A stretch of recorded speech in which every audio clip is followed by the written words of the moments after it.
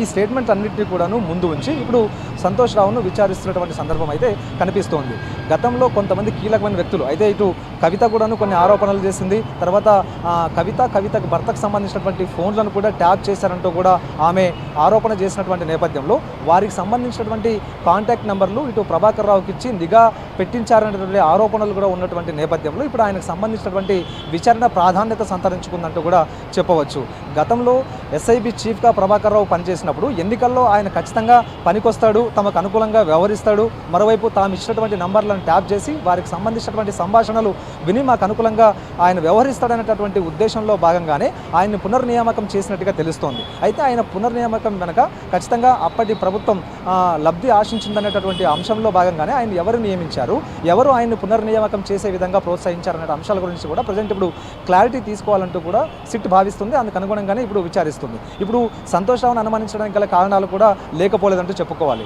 గతంలో ఇటు CM కేసీఆర్గా వ్యవహరించినటువంటి CM KCR ముఖ్యమంత్రిగా వ్యవహరించినటువంటి నేపథ్యంలో అత్యంత దగ్గర వ్యక్తి సంతోష్ రావు ఇటు సీఎంకి సంబంధించినటువంటి వ్యవహారాలు చూడడంతో పాటు కొంతమంది అధికారులకు సంబంధించినటువంటి వ్యవహారాలు, తర్వాత సీఎం వద్దకు వెళ్ళేటటువంటి ఏ అంశమైనా సరే ముందు సంతోష్ రావు దగ్గర నుంచి వెళ్లాల్సిన అవసరం ఉంటుంది. సో ఇలాంటి నేపథ్యంలో ఈ ప్రభాకర్ రావుకు సంబంధించినటువంటి పునర్నియామకం కూడా ఆయనకు తెలిసే జరుగుతుంది అన్నటువంటి భావనను సిట్ అధికారులు వ్యక్తం చేస్తున్నారు. కాబట్టి సో అందుకు అనుగుణంగానే ఆయన నుంచి స్టేట్మెంట్ ఇప్పటికే రికార్డ్ చేస్తున్నారు. ఇదొక అంశం అయితే గతంలోనే గతంలో ముఖ్యమంత్రిగా కేసీఆర్ ఉన్నటువంటి సందర్భంలో ఆయనకు సంబంధించిన ఓఎస్డీ రాజశేఖర రెడ్డి స్టేట్మెంట్ను కూడా సిట్ రికార్డ్ చేసింది. ఆ రాజశేఖర రెడ్డి స్టేట్మెంట్ రికార్డ్ చేయడానికి కూడా కారణం కూడాను ఈ ప్రభాకర్ రావు పునర్నియామకం గురించి. సో అప్పుడు ఆయన ఇచ్చినటువంటి స్టేట్మెంట్ ఆధారంగా ఇప్పుడు సంతోష్కి సంబంధించినటువంటి స్టేట్మెంట్ను కూడా సిట్ అధికారులు రికార్డ్ చేస్తూ ఉన్నారు. సుదీర్ఘంగా ఇప్పటికే 4 గంటలు కావస్తుంది. ఎస్ఐబి చీఫ్గా రిటైర్ అయిపోయిన తర్వాత కూడా ప్రభాకర్ రావు గారిని ఎస్ఐబి చీఫ్గా మళ్ళీ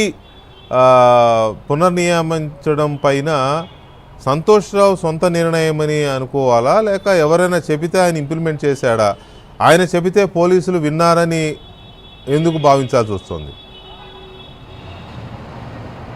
ఇప్పుడు ఇదే అనుమానాన్ని సిట్ అధికారులు సైతం వ్యక్తం చేస్తూ ఉన్నారు. ఇది కేవలం సంతోష్ రావుకు సంబంధించినటువంటి నిర్ణయమా, లేకపోతే సంతోష్ రావుకు వేరే ఎవరైనా సరే ఈ యొక్క ఆదేశాన్ని ఇచ్చారా, ఎవరైనా సూచించారా అనేటటువంటి అంశాల గురించి ప్రజెంట్ ఇప్పుడు క్లారిటీ రావాల్సింది. సో అందుకు అనుగుణంగా సంతోష్ రావు నోరు విప్పితేనే సో దీనికి సంబంధించినటువంటి ఒక స్పష్టమైనటువంటి క్లారిటీ వచ్చే అవకాశం కనిపిస్తుందంటూ కూడా చెప్పుకోవచ్చు.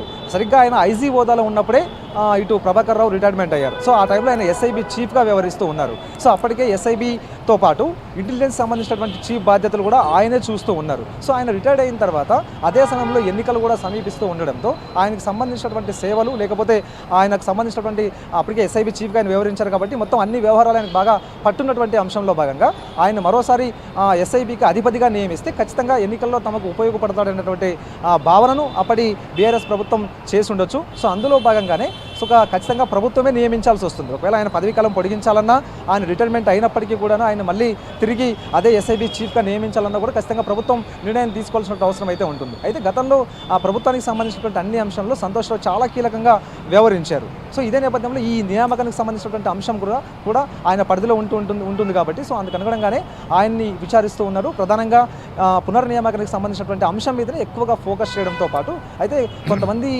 పార్టీలో ఉన్నటువంటి నేతలు, అంటే రెబల్గా ఉండేటటువంటి నేతలు కావచ్చు పార్టీలో అప్పటికి, ఆ తర్వాత ఈ కవిత లాంటి వ్యక్తులు కావచ్చు, సో వారి మీద కూడా నిఘా ఉంచారు అనేటటువంటి అంశం ఇప్పుడు హాట్ టాపిక్గా మారింది. సో ఈ కవితతో పాటు ఆయనకు సంబంధించినటువంటి భర్త కాంటాక్ట్ నంబర్లను కూడా ఈయన ఇక్కడ ఒక విషయం క్లారిటీ శశి మనకు కావాల్సింది, హరీష్ రావు గారిని అనుమానితుడిగా తీసుకెళ్లారు, బాధితుడిగా కూడా మాట్లాడారని చెప్తున్నారు.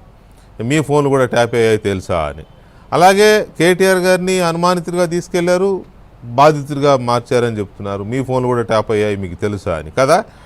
సో వాళ్ళిద్దరి ఫోన్లు ఎవరు ట్యాప్ చేయించారో తెలియదు. సిట్కి తెలిసేమో, బయటికి తెలియదు. సిట్ వారికి తెలిసి ఉండొచ్చు.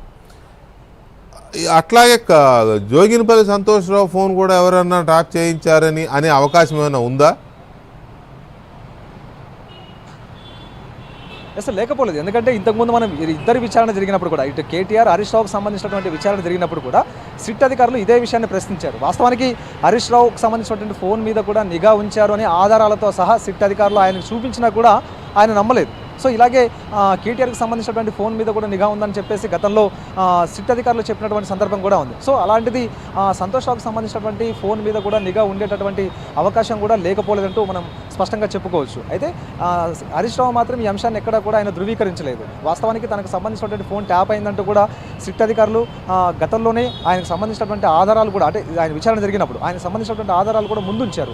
ఏ అంశాల్లో భాగంగా ఆయన ఫోన్ నిఘాలో ఉంది, ఏ అంశాలు ఆయన మాట్లాడుతున్నప్పుడు నిఘా ఉంచారన్న అంశాల గురించి కూడా అంత ఆధారాలతో సహా ముందుంచినప్పటికీ కూడా ఆయన అంగీకరించలేదు. సో ఖచ్చితంగా సంతోష్ రావుకి సంబంధించినటువంటి ఫోన్ విషయంలో కూడా ఇలాంటి పరిణామమే చోటు చేసుకుని ఉంటుందంటూ కూడా ప్రజెంట్ ఫైనల్గా ఒక మాట శశి, కొనసాగుతుంది. ఫైనల్గా ఒక మాట, హరీష్ రావు గారు వచ్చినప్పుడు చాలా పెద్ద గ్యాదరింగ్ చూసాం.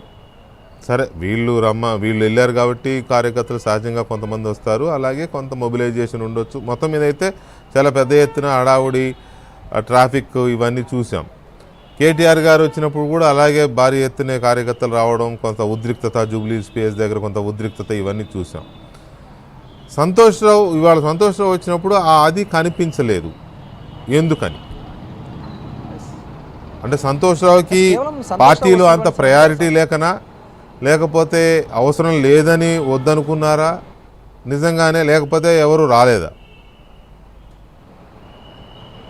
మీరు అన్నట్టు గతంలో హరీష్ రావు తర్వాత కేటీఆర్ ఇద్దరు కూడా సిట్టు విచారణకు హాజరైనట్టు వారి వెనకాల మంది మార్పలం పెద్దగానే వచ్చారు. సుమారుగా వారితో పాటు కాన్వాయ్లు వెనకాలే వచ్చినటువంటి సందర్భం. సుమారుగా వందలాది మంది బీఆర్ఎస్ కార్యకర్తలతో పాటు మాజీ ఎమ్మెల్యేలు, ఆ తర్వాత కొంతమంది చైర్మన్లు కూడా, గతంలో వివిధ కార్పొరేషన్లకు చైర్మన్లుగా పనిచేసిన వారు కూడాను వీరిద్దరు వెంట హాజరైనటువంటి సందర్భం. కానీ ఈరోజు సంతోష్ రావు విచారణకు హాజరైనటువంటి సందర్భంలో ఆయన వెనకాల కేవలం ఒక్క వెహికల్ మాత్రమే వచ్చింది. దాంట్లో కూడాను కేవలం 10 నుంచి 15 మంది వరకు మాత్రమే ఆయనకు సంబంధించిన అనుచరులు కావచ్చు, లేకపోతే పార్టీకి సంబంధించినటువంటి నేతలు కావచ్చు వారు వచ్చారు. అయితే ఇందులో ముఖ్యమైనటువంటి వ్యక్తులు కూడా ఎవరూ లేరు. పార్టీకి సంబంధించినటువంటి ముఖ్యమైన వ్యక్తులు కేవలం పోచంపల్లి శ్రీనివాసరెడ్డి ఎమ్మెల్సీ ఈయన తప్ప మిగతా ఎవ్వరు కూడా ఆయనతో పాటు రానటువంటి పరిస్థితి. కేవలం కింది స్థాయి కార్యకర్తలు, దిగువ స్థాయి కార్యకర్తలు, కేవలం ఆయనకు సన్నిహితంగా ఉండేటటువంటి వ్యక్తులు ఒక 10 నుంచి 15 మంది మాత్రమే వచ్చారు తప్ప మిగతా వారు ఎవరైనటువంటి రానటువంటి పరిస్థితి. అయితే ఒక పార్టీలో ఒక చర్చ అయితే నడుస్తుంది.